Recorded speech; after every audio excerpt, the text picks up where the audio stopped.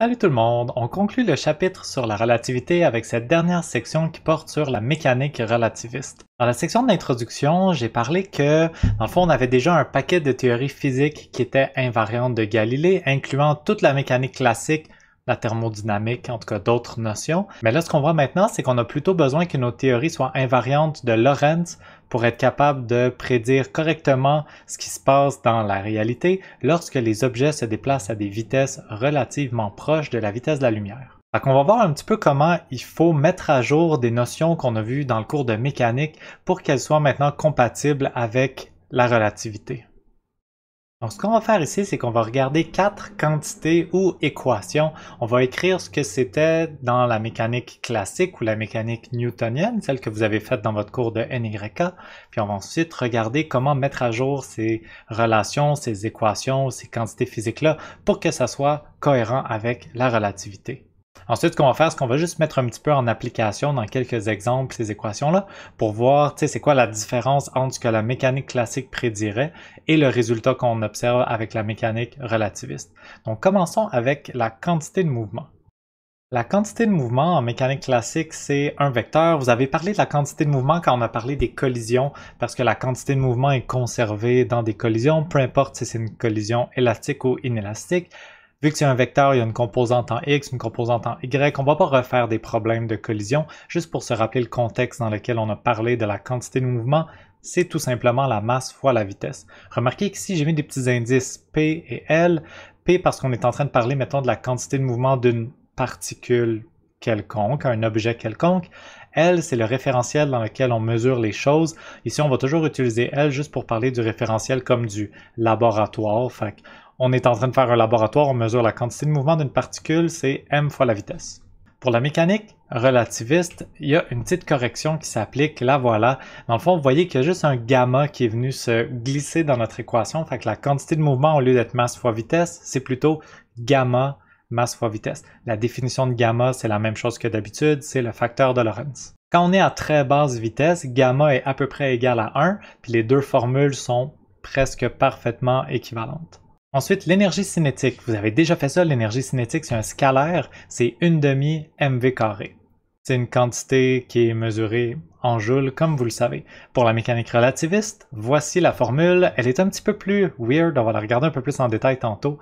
C'est gamma moins 1, gamma encore le facteur de Lorentz, mc carré. Là, la vitesse qui est là, c'est pas la vitesse de la particule, c'est la vitesse de la lumière au carré qui apparaît directement dans l'équation.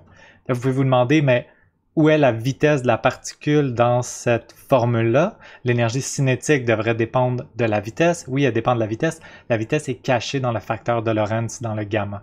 Plus une particule va vite, plus son énergie cinétique va être grande. Ensuite, la deuxième loi de Newton, le fondement de la mécanique, F égale ma, notre équation préférée, somme des forces égale ma, ça c'est l'équation s'il y avait juste une seule force. Mais en mécanique relativiste, il y a encore un gamma qui vient, mais cette fois-ci c'est un gamma à la 3. Il y a un gamma au cube qui vient là-dedans. Ça ici c'est seulement vrai dans le scénario relativement simple, où est-ce que la force est dans la même direction et en tout cas parallèle selon le même axe que la vitesse. Si on a une force qui est perpendiculaire, qui fait un mouvement de rotation par exemple, là ça devient beaucoup plus compliqué, on va même pas commencer à en parler. On va pas essayer de résoudre l'équation de la deuxième loi de Newton dans le contexte de la relativité, c'est beaucoup plus compliqué, c'est une équation différentielle extrêmement complexe à résoudre, même dans le scénario le plus simple imaginable avec une force constante, c'est extrêmement difficile de résoudre cette équation-là, on va pas faire ça. Le plus qu'on peut vous demander, c'est voici une force, voici une vitesse, calculer une accélération. Finalement, on parle de l'énergie d'une particule libre. Qu'est-ce qu'on veut dire par particule libre? On veut dire une particule qui n'est pas soumise à une force, une particule qui n'est pas comme dans un champ, qui n'est pas soumise à un potentiel, qui n'a pas d'énergie potentielle. Vous vous souvenez du cours de mécanique qu'on a l'énergie mécanique qui est la somme de l'énergie cinétique plus potentielle. E égale K plus U. Donc une particule libre, c'est une particule qui n'a pas d'énergie potentielle. Ça a l'air un peu niaiseux, mais dans la mécanique newtonienne, une particule libre, son énergie mécanique, K plus U, si je dis que U c'est 0, l'énergie mécanique c'est juste K, l'énergie cinétique c'est 1/2 mv carré. Fait que là, ça a l'air un petit peu niaiseux de parler de ça parce que on en a déjà parlé de l'énergie cinétique, c'est la même chose. Mais dans le contexte de la relativité, ce qui arrive, c'est que quand je calcule l'énergie mécanique d'une particule, il faut que je la calcule de cette façon-là. Fait que j'ai une racine carrée de P carré. P, c'est la quantité de mouvement. Puis ici, je suis dans le contexte de la relativité, donc la quantité de mouvement, je vais devoir la calculer avec la formule relativiste. Ça, c'est le module de la quantité de mouvement au carré fois C carré, plus un terme qui est M2, M au carré, fois la vitesse de la lumière à la 4. Là, je ne vous ai pas démontré aucune de ces formules-là. Je vous les ai juste données comme ça. Puis il va falloir que vous me fassiez confiance que ces formules-là émergent des transformations de Lorentz. Sauf que pour démontrer ces équations-là, c'est très compliqué. C'est un niveau de mathématiques plus élevé que ce qu'on peut faire en ce moment. Mais promis, quand on manipule ces équations de Lorentz pour trouver les nouvelles formules pour les différentes quantités de la mécanique, c'est ce qu'on trouve pour l'énergie mécanique. Fait que là, il y a quelque chose qu'on peut remarquer dans cette équation-là, c'est que l'énergie mécanique d'une particule dépend comme de deux choses.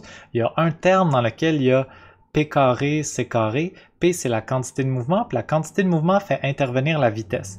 Donc la vitesse de la particule, elle est cachée dans cette information-là.